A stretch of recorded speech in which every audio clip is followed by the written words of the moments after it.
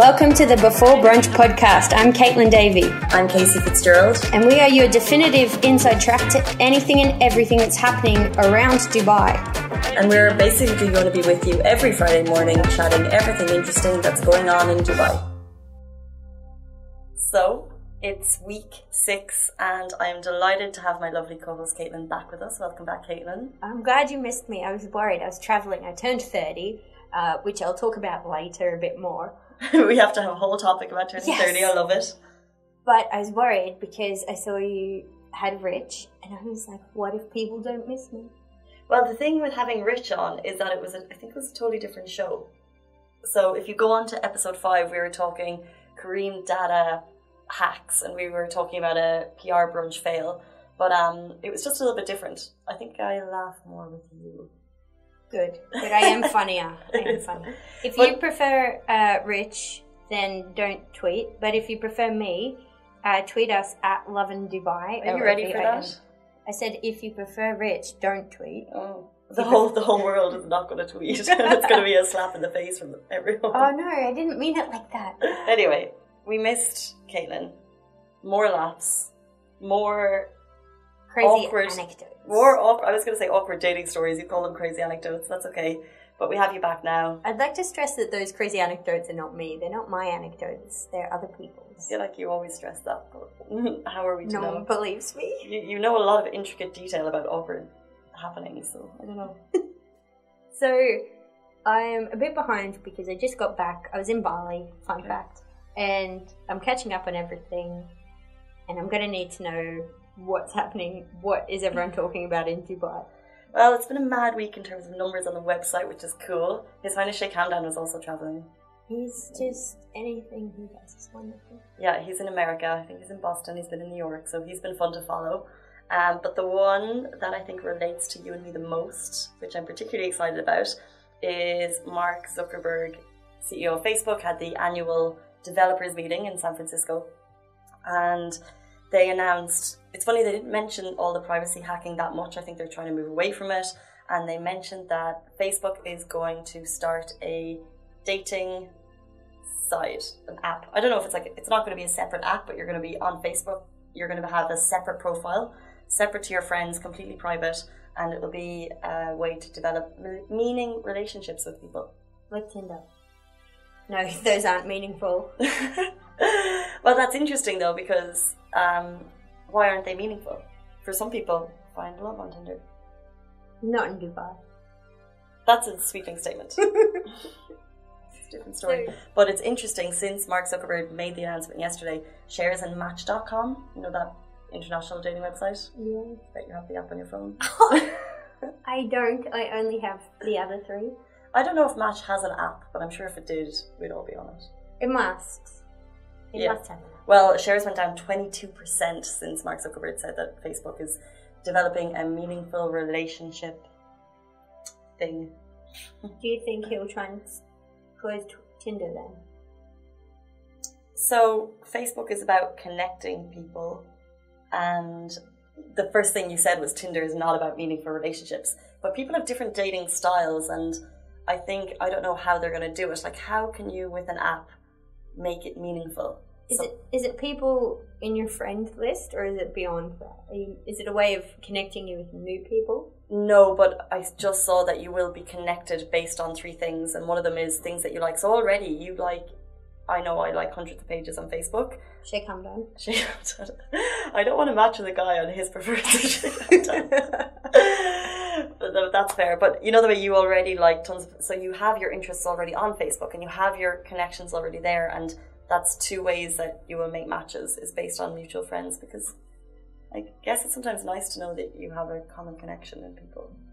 Yeah, I think you want to have at least one thing in common with someone to talk about, to share a love of something. Yeah. Whether that is His Highness Sheikh Hamdan, or a sport like basketball, or milkshakes, or anything, right? But so many apps try, like, you know, with, what is that recent, not Happen. Happen ask you to give more information about yourself. Inner Circle is great because they ask you what places do you like to go. say 3 hobbies that you like, and they give you preferences, so it's kind of easy to do. What places do you like to go? Where do you want to take me? No, but do you think that inner circle profiles you according to who? So if you like going to Pier 7, it'll pay with people who like going to Pier 7. Yeah, 100%. And because it's the same type of people, the same places. What is the type of people? I don't know where I go. I go to McGettigan's. But it's not like labeled a type of people. It's just if you choose to like this place and someone else is, they just categorize that. And I'm more likely to match the two of them. I guess so. But what I'm saying is, even when I have to on Inner Circle, so that's like this selective dating app. They call it selective because basically they make you wait in line before they actually select you, and it's pretty crushing, to be honest. They screen candidates, so I think there's a fierce aesthetic element to it that is screened heavily. So I struggled to get on there. I was in line, but why? But I'm pretty sure they eventually allow everyone. I think it's just a waiting game, and then it kind of puts that mysteriousness behind it. So because with every app now, you just go on, you pay your fee, and you're on it. But Inner Circle, pay your fee. Or I'm not talking about dating apps, but like any app, you have to go on, sign up, give your details, and you're allowed in. So wait, you do pay for Tinder, the bonus Tinder? I do. Yeah, but I'm talking about all apps in general. I'm okay. I'm a Tinder Gold user and proud. It saves the swiping. But with Inner Circle, giggling. With Inner Circle, because they put that mystery element around it, it makes people a little bit more interested. And then when you get in, they ask you to share all these details. And still, when they make it so easy, it's just like click 5 things you like about yourself. You still don't do it. So I don't know, how is Facebook going to make more meaningful collections than all these other apps that we use? Because they already have all that data, so you don't have to do anything. You just let them go through, pilfer through all your data and pair you up with people. Facebook is going to find... It's like Inner Circle, but you don't have to push it. So it's have you ever seen the dating show that you submit details before you go in, and it's in a restaurant? I know they have an Aussie one, they have it in Ireland. And then they actually genuinely try and find you a match, and then they video the first... It's called First Date.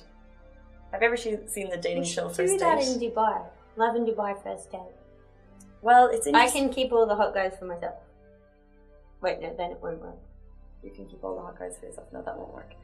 Well, we did try the Lock and Key party. Yeah, we have the singles nights, the Lovin Dubai Lock and Key party, which happens quarterly or biannually. And we did the anti-Valentine's Day one, and it was a roaring success. It was a roaring success, but so a lot of people attend. But how do you? It's the same when you're on a dating app. People are looking for different things, always. Yeah, especially Dubai douchebags. And Dubai divas, and everyone is just. There's different cultures, different nationalities, and people are different expectations because. People, men and women at different ages want different things. So even if you go to these dating nights, it's just impossible to connect people. No, but that's not what I'm getting at. I just mean that casual to serious relationships only event. What I'm saying is, in a city like Dubai with different cultures and different ages and different people, it's the exact same as Facebook. Dubai is Facebook. Because on Facebook you have all these different cultures, religions, nationalities, ages, and how do you create either an event in Dubai, which maybe we should look at doing another one on top of Lock and Key, or how do you create a way for people it's just the word meaningful relationships. They're trying to get away from that sleaziness, but actually how can you? It's just Saws, Mark. So that's negated. Once this podcast airs, I imagine Facebook shares will crash because you've said that. This is like the Kylie Jenner anti-Snapchat tweet. But bigger. But bigger. I'm so interested in this because I do what I feel. So I'm staunchly single. Not by choice. I sound really jaded in this podcast. And we always do. I think people are turning more to the digital sphere, which is good because it opens you up to cast a wider net. Yeah. To meet someone. But I think everyone, to a degree, is thinking they can always meet someone better because the net's cast wider. That's true. I see where you're going. Because it's more to choose from now than ever before. And you can meet people in all different ways. And does that mean people are expecting to meet, like, the embodiment of everything they expect in a human being? I see where... So you're saying that people aren't settling down because they're always looking for that one special extra person that may be out there. But I don't think so. I think a person is either going to meet the one and settle down, or they're just scrolling. or they're just happy. Our people, like, our guys and girls love to scroll. They love to go on dates with people. If, like, people love the single years. I do love a free meal. But in terms of meaningful dates, like, so going for coffee, that's more of a meaningful date, right, than going for drinks? Boring. Mini golf. At night. See, thing is, people are never going to go really out there on a first date. Excuse me. I had a first date at Ferrari World. Really? And it was incredibly successful. From an app? Yes. Tinder. Wow. Because it wasn't awkward. Like, we were having so much fun that I feel like no matter how dull one of us was, it was too fun to be dull. So we had such a great time that we went out for dinner afterwards because we were just high on adrenaline. Had such a great time. Yeah. But how did it get from "Hi, how are you" to Ferrari World? He said he'd never been, and I think I hadn't been either. So he was like, "Well, why don't we go together?" And I'm like, "Okay." Okay, I think that's rare though. That someone hasn't been to Ferrari World? No, to go to Ferrari World on a first dinner date. Yeah, don't get me wrong, I'd go to Motion Gate now. but in terms, what's the standard? So more often than not, would you ask or do you get asked? Or do you put it forward first, or does it come the other way? What's the... I haven't been on Tinder since June. So Do you use Bumble? I haven't been on Bumble since June. I haven't gone on a date since June. Okay. I usually get bullied into it. Not bullied, but coerced. Bullied is such the wrong word. Speaking of bullied, I need to show you this. This went viral. One sec. Don't worry, guys. I'm busy. Where's my phone?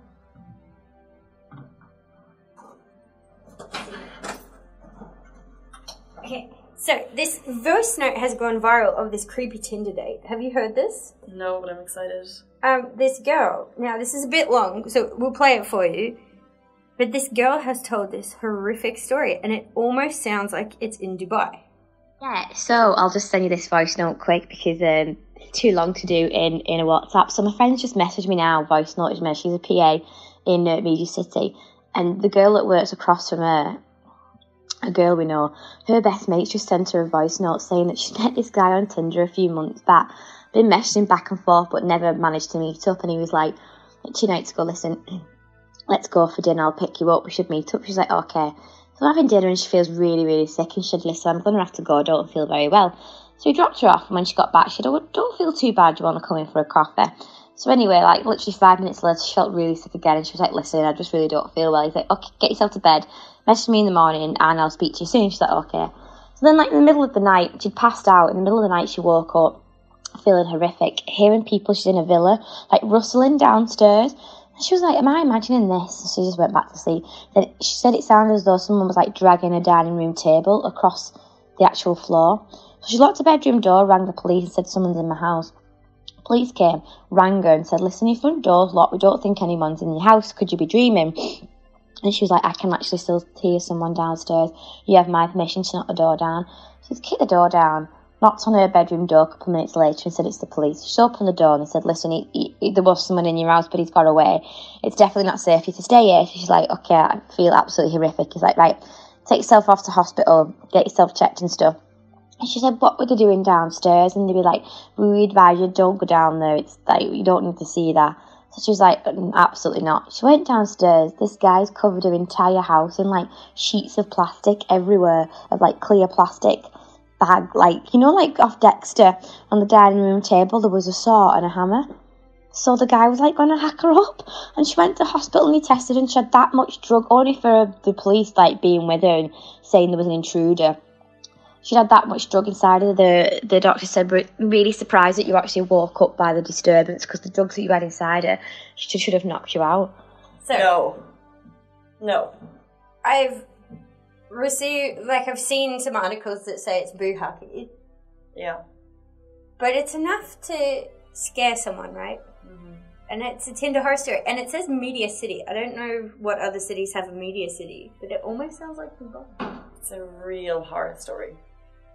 I mean, I'm all for these horror stories because we probably do need to be more careful about the people that we meet. but that's really scary. There was But sorry, the girl coming out of the, like, is it realistic, do you think? I question it, and there's an article, so this went viral, and there's an article that calls it out and says it's an urban myth, and this is an old story, like an old legend, like the guy hiding in the back of the car kind of thing that's just circulated and blown up now. But if you think of how many people are going on dates every day in the world, there's got to be one or two psychos in there, right? Yeah, but it's just, I don't know. I don't think that's Dubai. Yeah, I feel like it would have been a police warning would have come out about people using apps or something. The only reason I can't, I think it's just the way she's telling the story. Is like, oh, the police said go to the hospital, so she went to the hospital. But if she was if she had been drugged, we would have called an ambulance to the house. It would have been tricky for her to leave the room, to leave the hospital, and the way she phrased it in terms of, oh, don't go and look downstairs. I think it's just the way she told the story that makes me a bit skeptical. But if that's true, that would put me off any sort of internet dating for life. Of course. Yeah. I don't think it's true. Why did you tell me it? I'm sorry. Where were we going? On the subject of meaning for relationships, this is what happened on the first Tinder date. Sorry about that. But you can let us know your thoughts at Lovin Dubai, Twitter, Instagram, Snapchat, Facebook, hello@lovindubai.com if you want to send feedback there. I was just about to ask you guys to share horror stories of Tinder, not horrific horror, but just funny, awkward moments. But we have before put up a bad story about dating, and everyone kicked off saying they have beautiful stories. So if you have any beautiful love stories to share and you hate listening to our jaded voices every week, please do.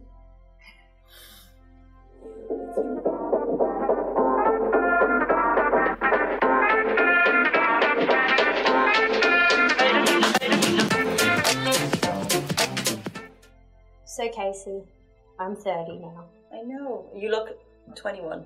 Oh, thank you. You're lying. I feel like I have to say that to people, though. well done. You know what I mean? Convincing. You can't, like, for some reason, it's for some reason, I don't agree, but for some reason it's not okay to be 30. I think it's popular culture has shaped this perception of leaving your 20s and going into your 30s. But I kind of wonder if that's outdated now.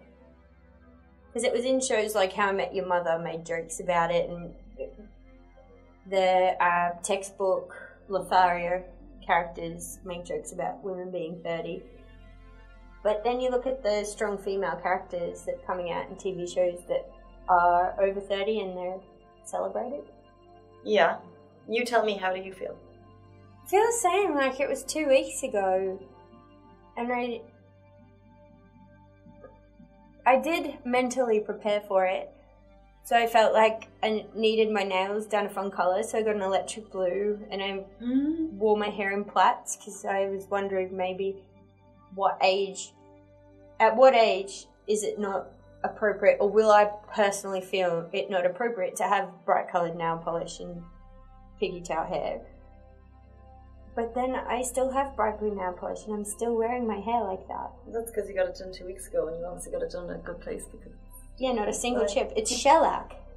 Thank you very much, shellac. 2 weeks, not a chip. Nice. But I just wonder, is it popular culture? Is it us inside? Or I think it's just the media in general. Like, I have so many friends who were turning 30 and they had this like bucket list of things that they wanted to do or get done, and it's like it was all positive stuff, like either, you know, save for that master's, save for that degree, whether it was like something beauty related, like get their teeth cleaned or fixed, but it was like these things that, okay, I can't turn 30 until, or I won't feel happy if I turn 30 unless I have these things done. But it's just a number and it's just an age, but it's got to be the beauty industry, because all we're shown is young women, all we're shown is the Kardashians looking flawless and getting younger by the day. So even if we ourselves feel okay with turning 30, I think we're still told that the younger you are.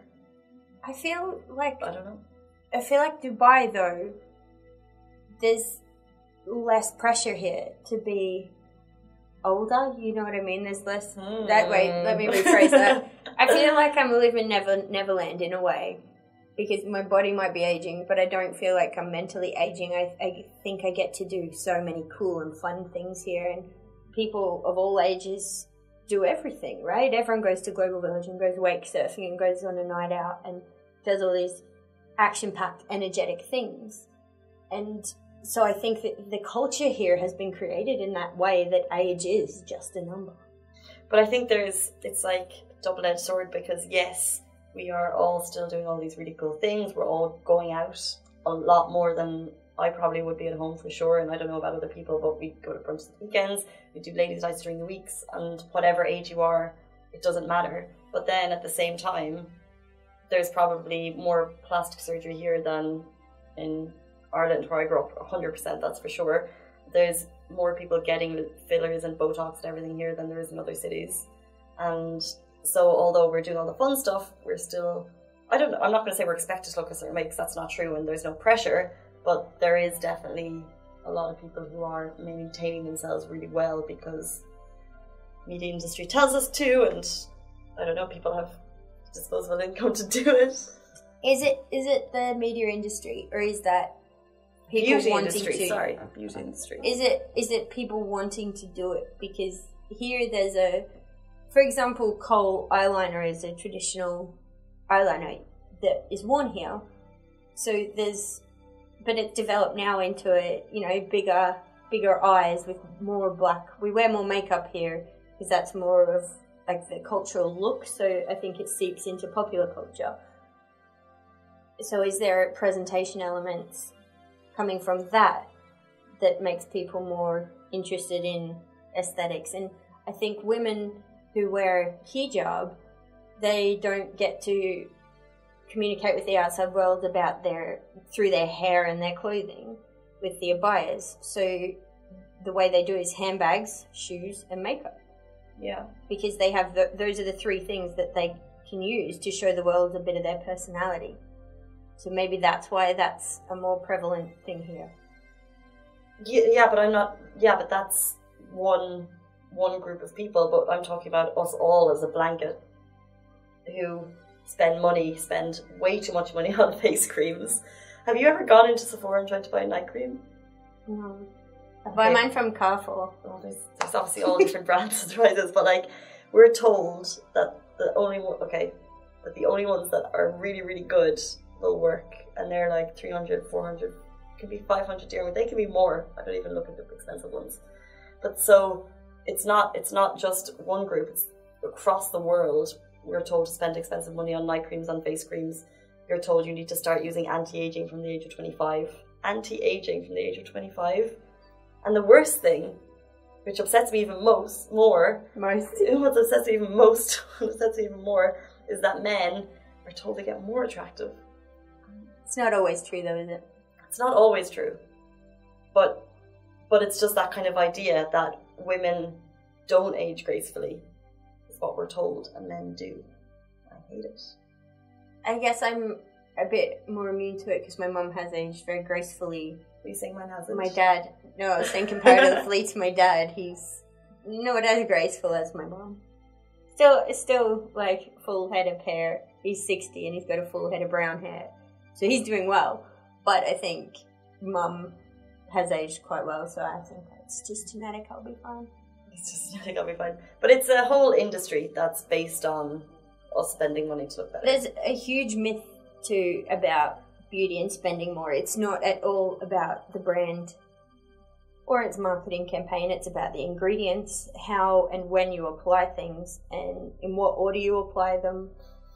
These are so important. And as I was a beauty and well-being editor, and my friend is she's a career beauty editor, and I went away with her for a weekend, 2 nights, and she had about 20 different creams and serums and jars and things on, like, for her overnight pack. Oh my gosh. So we had like a night in, and we were just sitting around, and I was playing with her face creams and serums and things, and she was giving me some insight into her regime, which is really long regime, but that's her job, so she enjoys it. But you just realise how much BS there is in the beauty industry, because there's like the ingredients that are what matters, not the bottle it comes in. Yeah. You know, so it's about doing the research and knowing what your skin needs, because it's what works for you as well. 100%, and yeah, it's the ingredients of what's in the bottles, and also what works for you and your lifestyle. I mean, you can't go out 5 nights a week, stock up with junk food, eat all the wrong food, and then buy the expensive face creams and expect to look great. Because that is an expensive lifestyle, I'll tell you that now. Unless you're doing ladies' nights and McDonald's, but I'm just saying you can't. Expensive creams won't make a beauty. Fix a lifetime of neglect. But I think the thing that resonates with me is, with getting old, it's a privilege. You know, not everyone gets to grow old. What's the alternative? Death. So enjoy your wrinkles and be proud of them, because it's a privilege. Yeah, I agree. I think the whole turning, so dirty 30s, is that, but what does that mean to you, the dirty 30s? 30. Dirty 30s. It's just like, let's get dirty, let's go to Bali and turn 30. Yeah, I think it needs to be embraced.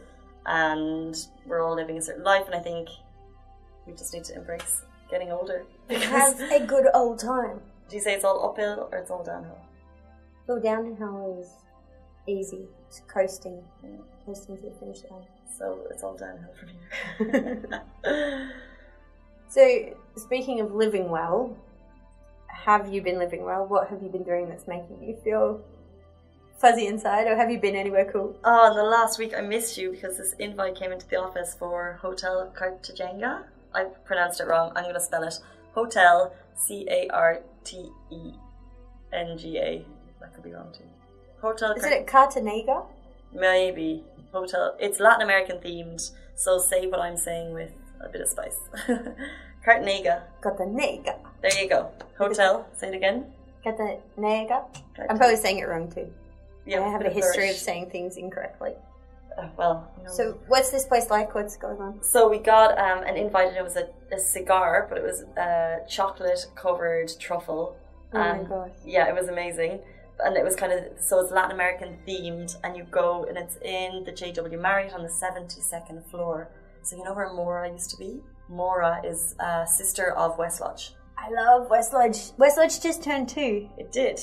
Mora did not make as much of a splash as West Lodge. West Lodge has some of the hottest bartenders in the city. True that. But Mora, if you went there, it was really, really beautiful. Plush pink velvet and baby blues. It was fab, and it's on 2 floors. So if you go to West Lodge, you get a lift up, you get into Hotel Cartagena, and it's they've made it a jungle. So there's like leafy green trees everywhere, and you can't really see through, and it's like a canopy. I love that. It's so good for Instagram and for my outfits, because I have a lot of jungle-esque outfits. I think that's jungle-esque outfits. Yeah, like, big Hawaiian palm tree print dresses and things. Yeah, we need to go. Yeah. They've just organised a brunch, we should go. And they've just done it so well. So all the staff, by the way, get employed because A, they can, I guess, pour drinks and serve quite well. They also know how to dance. So throughout the evening, the waiters and waitresses just start dancing, and there's like drums going through. So as much of a foodie experience as it is, and the food is good, I think for mains there was a paella option. There was like really good braised beef.